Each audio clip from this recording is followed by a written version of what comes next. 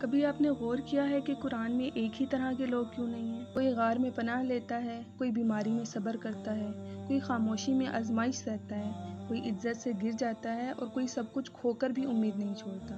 یہ اس لیے ہے کیونکہ قرآن صرف عبادت کی کتاب نہیں ہے، زندگی گزارنے کا نقشہ ہے۔ ہم اکثر قرآن کو صرف ثواب کے لیے پڑھتے ہیں، حالانکہ اللہ نے اسے ہدایت، نصیحت اور زندگی گزارنے کے لیے نازل فرمایا ہے۔ جب ہم غور سے پڑھتے ہیں تو اس کے قصوں میں اپنی زندگی کے لیے رہنمائی بھی پاتے ہیں۔ سورۃ کہف۔ جب زندگی بکھرنے لگے، سورۃ کہف شاید ہمیں یہ سب سے بڑا سبق دیتی ہے کہ جو چیز ٹوٹتی محسوس ہوتی ہے وہ ہمیشہ تباہی نہیں ہوتی۔ اصحاب کہف کو دیکھیں، ظاہر میں سب کچھ ختم ہو گیا تھا، گھر، معاشرہ، سکون، شناخت، لیکن حقیقت میں اللہ انہیں ایک بڑی حفاظت کی طرف لے کر جا رہے تھے۔ زندگی میں بھی کبھی کبھی ایسا ہی ہوتا ہے۔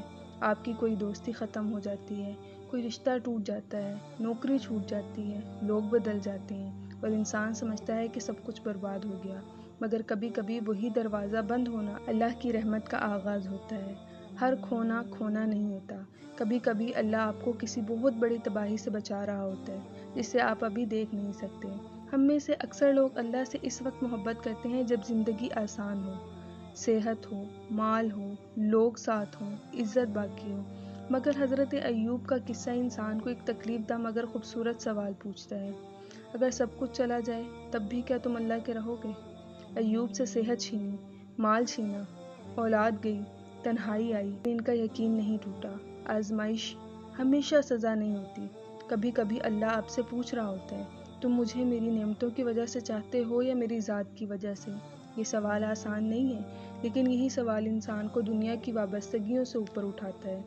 سورۃ مریم خاموش آزمائش ہے۔ کچھ دکھ ایسے ہوتے ہیں جنہیں انسان کسی کو سمجھا نہیں سکتا، لوگ دیکھتے ہیں مگر سمجھتے نہیں ہیں، وہ دکھ جو صرف راتوں کے سجدوں میں نکلتے ہیں۔ حضرت مریم کی آزمائش بھی ایسی ہی تھی، پاک دامنی کے باوجود الزام، تنہائی، خاموش درد۔ کبھی کبھی انسان اپنی نیکی کے باوجود غلط سمجھا جاتا ہے اور یہی سب سے زیادہ توڑ دینے والی چیز ہوتی ہے، مگر سورہ مریم ہمیں سکھاتی ہے، ہر وہ جنگ جو دنیا نہیں سمجھتی اللہ اسے دیکھ رہا ہوتا ہے۔ لوگوں کی رائے آخری حقیقت نہیں ہے، کبھی کبھی آپ کی خاموشی اللہ کے نزدیک سب سے بلند گواہی بن جاتی ہے۔ سب سے خوفناک سبق شاید ابلیس کا ہے، کیونکہ ابلیس کوئی عام گناہ گار نہیں تھا، وہ عبادت گزار تھا، علم رکھتا تھا، بلند مقام پر تھا، مگر ایک چیز نے اسے تباہ کر دیا، تکبر، میں بہتر ہوں۔ یہ جملہ صرف شیطان کا نہیں ہے، انسان کا بھی ہے، سب سے خطرناک مرض بھی ہے۔ کبھی علم میں، کبھی عبادت میں، کبھی خوبصورتی میں، کبھی دینداری میں، انسان جب خود کو دوسروں سے بہتر سمجھنے لگتا ہے نا، وہ آہستہ آہستہ اپنے اندر کا سکون کھونے لگتا ہے۔ شیطان نے سجدہ نہیں چھوڑا تھا، انکساری چھوڑ دی تھی، اور یہی انسان کو اللہ سے دور کر دیتی ہے۔